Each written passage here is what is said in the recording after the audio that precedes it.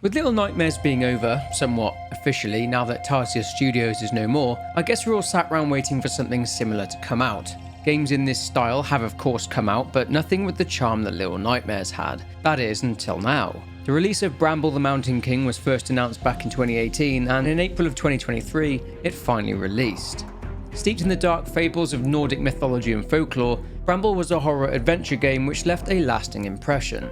The graphics were stunning, and the soundtrack featured the beautiful vocal talents of Linnea Bjorn. The monster design was fantastic, heavily inspired by the art of Swedish painter John Bauer, and the story was great. However, if you're not paying attention to the game's narrative, then you may miss certain aspects. But not to worry, that's where I come in. Finally, given that this is a new game, there will be spoilers from this point on, so you have been warned. But before we dive in, a message from the sponsor of today's video, Atlas VPN. Atlas VPN are coming in hot with yet another huge deal. This time they're offering you an absolute steal. 3 years of Atlas VPN for only $1.83 per month, plus 3 months extra. With over 750 servers around the world, connection to Atlas VPN servers is incredibly stable and lightning fast, which means if you're a gamer playing online competitively or just for fun and need a reliable connection, then this is ideal for you. As well as that benefit, you'll also be safe from things like being DDoSed or even things like avoiding a lobby full of bots. Of course, it's not just used for gaming. As a sports fan myself living in the UK, I find it extremely difficult to watch any US sports, so I just hop onto Atlas VPN, fire up whatever US-based streaming service I use, and can watch anything: basketball, baseball, and American football. This is also really good for using in conjunction with Netflix, where you can turn on your VPN and use it to access Netflix servers around the world. Different servers, of course, mean different options. You can use it on multiple devices, and Atlas VPN can also block any malicious links, ads, and trackers, and it also notifies you if and when someone is trying to steal your data. So make sure you take up this awesome 3-year deal, because right now you can get Atlas VPN for just $1.83 per month, plus 3 months extra with a 30-day money-back guarantee. So be quick and get your deal by clicking the link in the description or looking for the pinned link in the comments section below. A young boy named Ola awakes from a nightmare after being frightened by a bedtime story he was told by his mother. Seeking out the comfort of his older sister Lilimor, he finds she isn't in her bed and the window is open. A book lies on the dresser, a story of a young girl who climbed out of her bedroom window into the forest despite her mother's wishes for her not to do so. As the girl progresses through the forest, it gets darker and more sinister. Ole naturally thinks that his sister did the same thing as the girl in the book, and that his sister may be in danger. So, getting dressed, he climbs out of the window and ventures into the forest in search of Lilimor. The path illuminated by the moonlight, Ole makes his way around the winding path, finding pine cones along the way. They are laid out almost as if someone has arranged them to seem as if they are living. Ole finds a statue holding a small stone of some sort, which emits a powerful light, which he takes. It's a symbol of hope and a spark of courage. A short while later, Ole hears a voice singing a song. He discovers his sister atop some ruins, and he shows her the stone he took from the statue. They play together. Lilimor throws a pine cone in the air, and Ole throws the stone at it. Almost losing the small stone over the edge, and after Lilimor saved it, the edge they are standing on gives way, and they both fall down deep into the forest. They reunite at the end of a long journey down into the forest. Ole follows his sister into the forest, and it appears everything in the forest is now a lot bigger, seemingly enchanted. The siblings traverse obstacles and avoid potential hazards along the way, and after almost being crushed by an apple, they spot a baby gnome. Following the gnome, it leads them to a small homestead, where the father gnome and lots of other little gnomes live. Ole and Lilimor have stumbled upon an enchanted forest of some sort. After a game of hide and seek, Ole and his sister press on further through the forest. Crossing some water by jumping on the lily pads, Ole and Lilimor disturb a very large frog wearing a crown. The frog isn't aggressive, and it annoys Lilimor by covering her in slime, causing her to storm off. Ole says bye to the frog and goes to catch up with Lilimor, with them eventually coming across a well. Ole is mesmerised by the well, and Lilimor leaves. Ole was so enthralled by the well that a lot of time passes, leading to him and Lilimor getting separated. Although Ole was alone, he was visited by a fairy whose light guides him back to Lilimor. However, their joy at being reunited was very short-lived.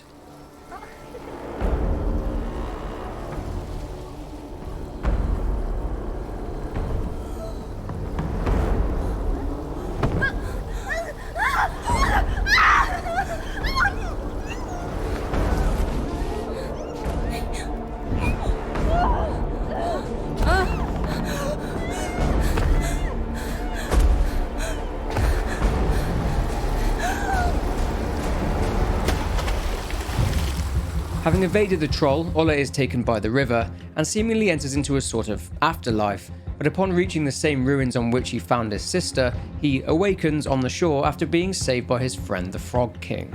Realizing that his sister is in grave danger, Ole sets out to find her and rescue her. Encountering more gnomes in need of help, as well as creepy creatures just watching him in the darkness, Ole is venturing into environments that are clearly very dangerous. He stumbles upon a different troll, but this one, a butcher. Being careful not to disturb the butcher, Ole climbs around, but alas, he is spotted and a tense face-off takes place. Ole incapacitates the butcher and manages to escape the butcher's lair. A short while later, more gnomes need help, but after guiding them back to their home, the troll turns up and stomps their home to pieces. Ole cries, but he must push on as Lillemor is in danger. Evading the troll's gaze along with a bunch of bear traps, Ole does a great job in giving the troll a slip. But Ole falls down again, into a cave where a group of pine cones are dancing around what appears to be a leader. It seems that the pine cones seen earlier indicate that they are, in fact, alive. Wading through even more fleshy remains, Ole once again has to avoid the butcher. But once again, Ole is discovered by him and is imprisoned in a cage. Not to worry though, Ole gets free by pushing the cage off the edge. He encounters a group of mischievous pine cones bullying a stone giant by the name of Lamus. Using rocks, Ole helps Lamus, and as a thank you, Lamus gives Ole a lift. Ole then comes across another magical stone, but is then grabbed by another troll. About to be eaten, the stone lets out a bright light. He sees Lillemor in a vision, a symbol of hope that will keep him going. With the morning sun, Ole is at least safe from the trolls now, given that they turn to stone if caught in the daylight. A short while later, Ole meets with a baby gnome, and Ole, riding atop a hedgehog, manages to get to the other side of the lake. Coming across another stone giant and helping a gnome find its way to its father, Ole hears the sound of a violin and can't stop himself from dancing, but he ends up falling down into a very large cave. Traversing the cave and coming out safely on the other side, Ole once again hears the sound of the violin and again gets captivated by the sound.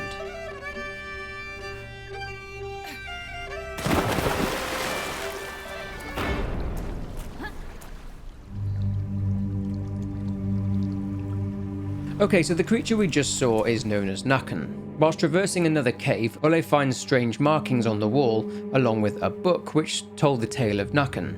He was an attractive young gentleman who loved playing music, specifically his violin. Problem was that his talents weren't exactly appreciated by the rest of the village. He would get bullied and beaten by the other villagers, but one villager didn't bully him, and that was the girl he fell in love with. And then, Nakken finally snapped.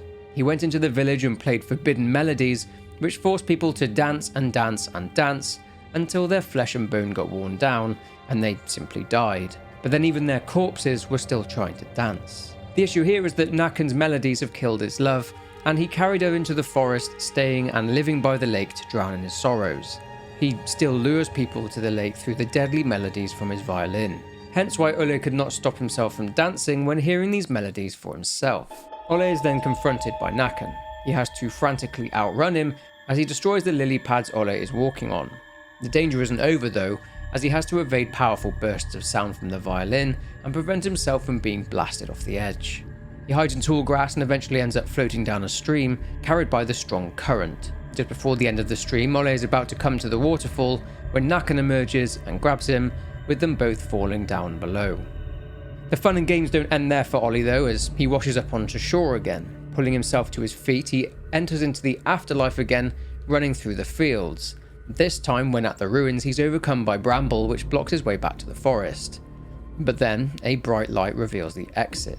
He comes to, and sees a young blonde girl named Tuva, who is staring at her reflection in the water. So, Tuva is clearly based on the tale of Princess Two-Star and her moose called Scut. The tale goes that Scut took the princess from the Dream Castle Meadow into the Great Forest. There she met some elves who took her crown from her. This is a tale from Great Swedish Fairy Tales by John Bauer. The painting by Bauer also shows Princess Two-Star looking at her reflection in the water. Ole approaches Tuva and collapses into her lap. The sun rises and the young girl discovers the magical stone. She then imbues it with some kind of power, indicating that she herself is a magical being. She says that the bramble covers all where darkness has taken hold. She then says to Ole that he needs to follow the light and that he will find what he is searching for within the mountain. Whilst leaving, Ole sees Scut the moose. a very cool touch. Encountering more Bramble, it appears that the Bramble has a vulnerability, a large white flower, which is the life force for the entire branch. Shining light on it forces the branch to retract. Ole comes across a large statue of the king, Nils, who used to be king over the land until the world became drowned in Bramble. After a precarious encounter with more Brambles, Ole is saved by Lamus. Ole then comes across an entrance and, on it, a warning to mothers who are carrying infants not to carry out unspeakable acts that they had set their minds to. Despite the warning, Ole still needs to rescue his sister, so he proceeds onwards. He walks through the tall grass and encounters a scarecrow.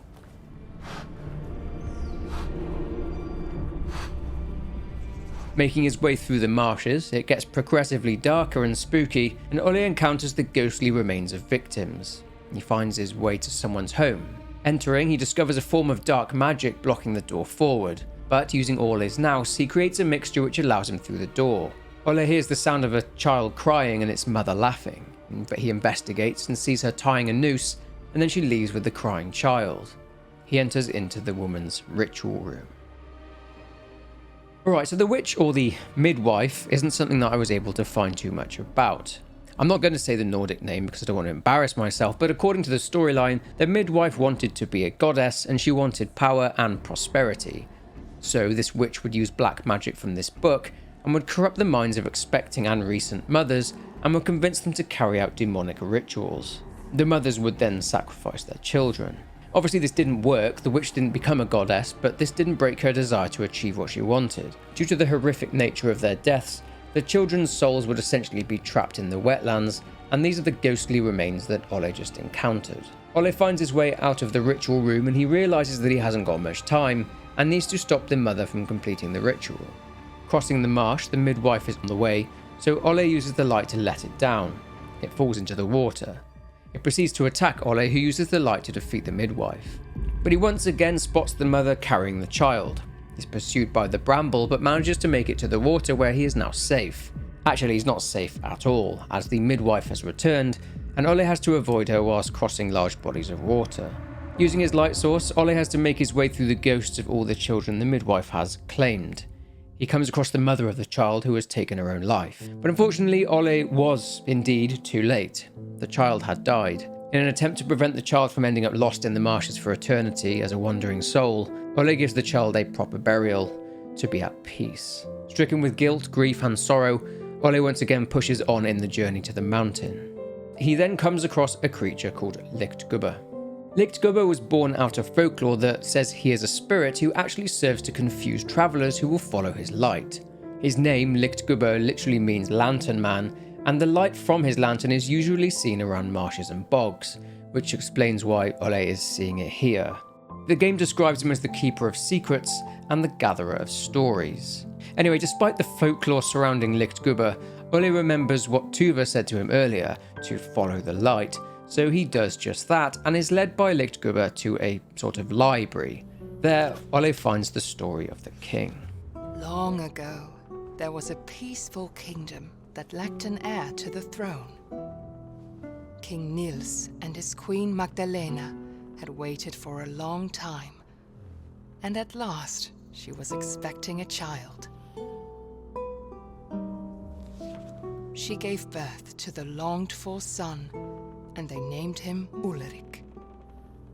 But suddenly, doctors crowded around the queen's bed. Magdalena succumbed to the labors of childbirth. The love of his life was gone.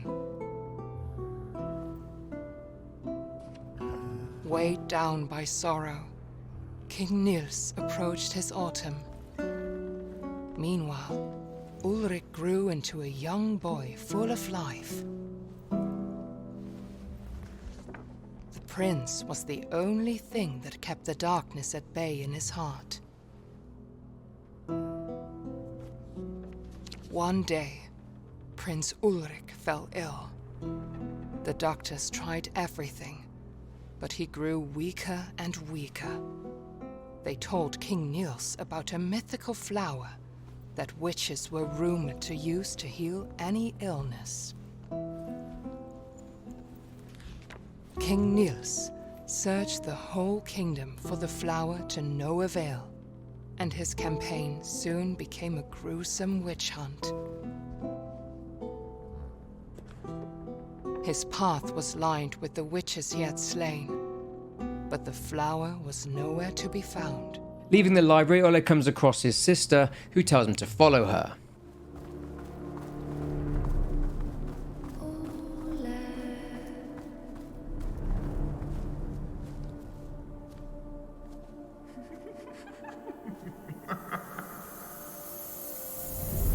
Turns out that the appearance of Lillemor was nothing but a trick from a shape-shifting malevolent creature called Skogsruet. This beautiful but deadly creature has a bushy tail which usually hides its back, a weak spot revealing her beating heart. And this is the story of Skogsruet. Once there was a peaceful village near a great forest. One night, people began to see a beautiful woman with long dark hair lurking in the shadows during the full moon. Men started to follow her into the forest. Some of them never returned, and those who did had lost their minds. Eventually, the villagers had enough. They took all the dark-haired women of a certain age and put them on trial for witchcraft. They started to execute them, hoping to find the right one. Yet men kept disappearing during full moon nights.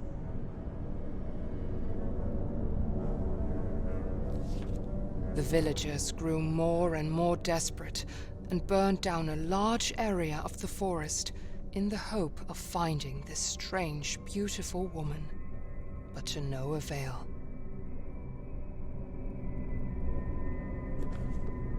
The villagers had lost themselves. They killed their own mothers and daughters. They burned down more of the forest that had served them with resources.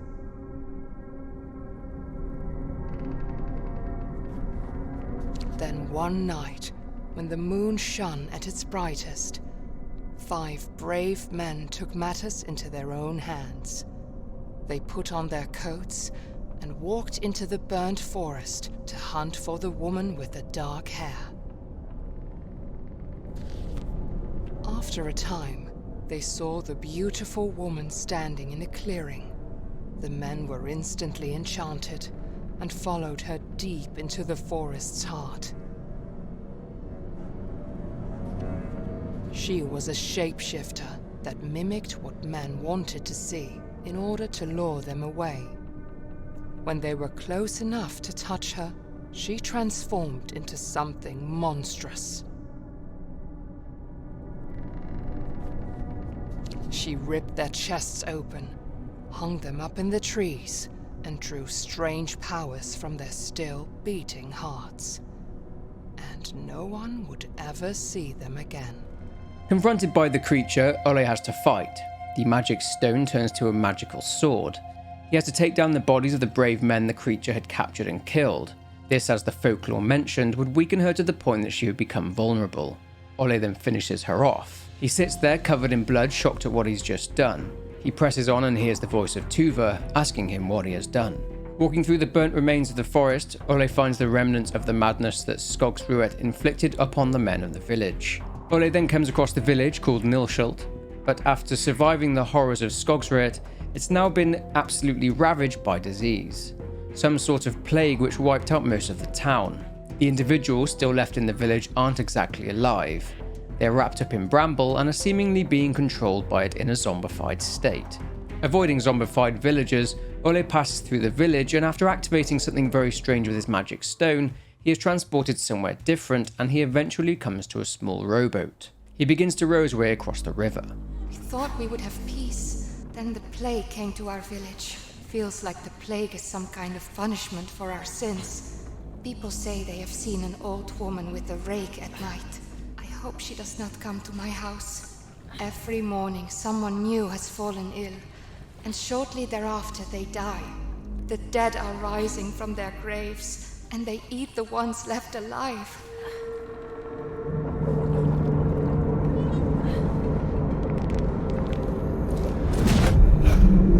Back in 1349, the Black Death visited Scandinavia. It took the lives of many people, and a folk tale was birthed. Pesta, the bringer of plague. Pesta takes on the shape of an old woman, Pesta being the Norwegian word for plague.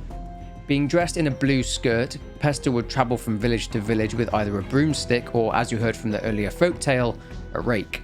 Now, if she turned up with a broomstick, everyone was pretty much doomed. A rake, then this means that she will spare some of the village's inhabitants. After being tormented by Pesta, Ole defeats her and he arrives at the base of the mountain. Ole is now inside the king's castle.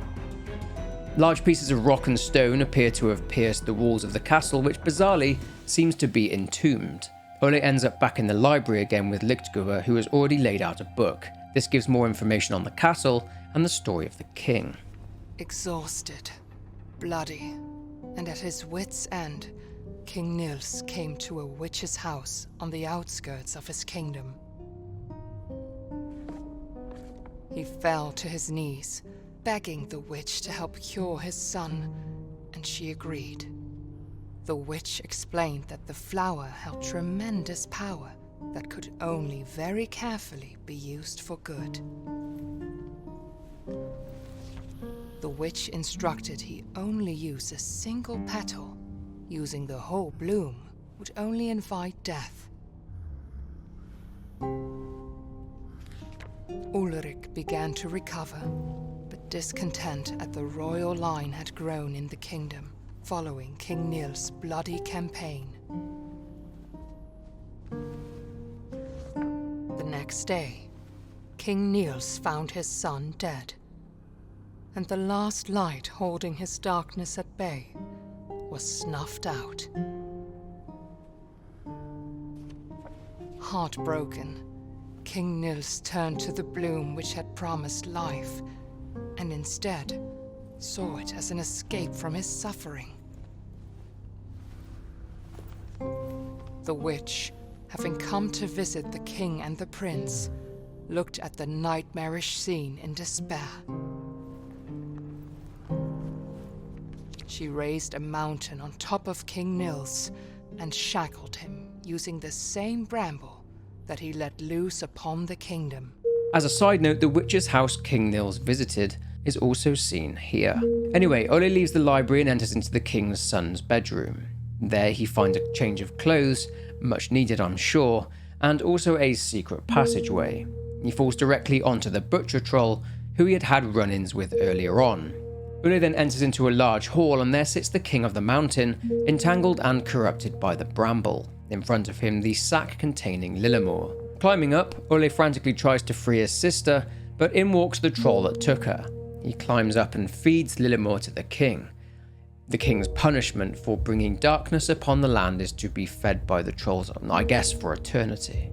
The king is hungry, so he tries his best to kill Ole, but the smart youngster is too much for him and the king is eventually stopped. With Ole having removed the Bramble corrupting the king started to see clearly. In front of him he sees a child who is the spitting image of his deceased son, wearing his son's clothes. Reminded of his son, the king dropped his staff and for a brief moment overcame the darkness. In one final attempt to grow and corrupt the king once more, the flower began to blossom, but the king put an end to it. Ole needed to climb the king's sword in order to get to his sister. Whilst climbing up the man's beard, Ole is thrown from the now crowned again king's beard, but in one last desperate attempt to save his sister, Ole throws the magic stone into the mouth of the king. He then falls to his death, as does the king. Lillemor, however, uses the magic stone, now turned into a sword again, to cut her way out of the king's body, and she rushes over to the lifeless body of her little brother. But Tuva had one last gift to give Ole. The gift of life. The place around them was crumbling, so they needed to escape, but Ole's good friend Lamus comes through. Lillemor then wakes up in her bed, awoken by a nightmare, but Ole is not there. She goes to the window and up pops Ole. The game then ends. Okay, so there are one or two burning questions remaining, but I'll hopefully answer them in the next section. So was this all even real? I have seen a few theories, things like, was this just a dream? Was it all in Ole's imagination? Did the children die when they fell off the cliff at the start of the game? I guess the beauty of games with ambiguity is that you can theorize and decide what you think happened. It's open to interpretation, so to speak. According to what I found in my research in regard to European folklore and culture, it is entirely possible that the two children ended up stumbling into a different realm. This itself is a common fable in European and Nordic culture. People from Nordic cultures would even practice folk magic in order to prevent this from happening, and many parents would tell cautionary tales to their children to scare them into not stumbling into these exact situations, much like the book the mother read about the girl going into the woods and being taken by the Bramble. I mean, it's also entirely possible that these children were spirited away by Tuva because they were needed in order to lift the darkness that had ravaged the land for so long. The world that Ole and Lillemor found themselves in was clearly a magical realm. But what about the real world? It does seem that magic is present in the real world, as Ole discovers the statue of Tuva along with the magical stone. He also finds the pine cones, which were later confirmed to be alive, which in some kind of Toy Story level awareness stay perfectly still and stop moving when humans are present. Another thing is that the ruins on top of the hill and the doorway Ole and Lillemor fall through could have been a magical gateway to the other realm. The real world, or at least the forest itself, could have been a magical world, but it could have been that the magic simply faded out at one point. It could have been that people simply stopped believing in folk magic, causing this to happen. But here's what I think. At the start of the game, Ole wakes up after having had a nightmare after being told some spooky fairy tales by his mother. His sister is not there, but I think his sister is there, but his imagination has just imagined her not being there, that she is somehow in danger and in need of his help. Hence why at the end of the game, Lillemor is tucked up in bed. She never really left her bed. Ole was in the forest all evening just playing and imagining. This is somewhat confirmed at the end of the game by the fact that he's wearing his original clothes again, which are super clean, like they've just been washed. Another clue is looking at the children's room. When Ole wakes up, one of John Bauer's paintings, the root trolls, can be seen on the wall. This is a strange painting to hang in a child's bedroom, as it's pretty creepy. But upon Lillemor waking up, the painting has changed to a much happier painting, Bauer's Mother Love painting, a painting depicting a young red-haired troll finding its way back to its mother. There are other things too. It seems that the children's mother reads other books, such as The Girl Who Sneaked Out and Disappeared, The Troll Who Took Children, and The Dark Frightening Forest. It's easy to see how Ole's imagination had been formed, and the nearby forest essentially being the children's back garden. There is a treehouse with a locked back door, which I'm guessing marks the end of their garden. The pine cones as well seem to have been set up by Ole, as they are situated in the back garden. But anyway, that's it for this video on Bramble, the Mountain King. Let me know your theories down below in the comments, and if you enjoyed this video then please leave a like and subscribe, but for now, take care and I will see you in the next one.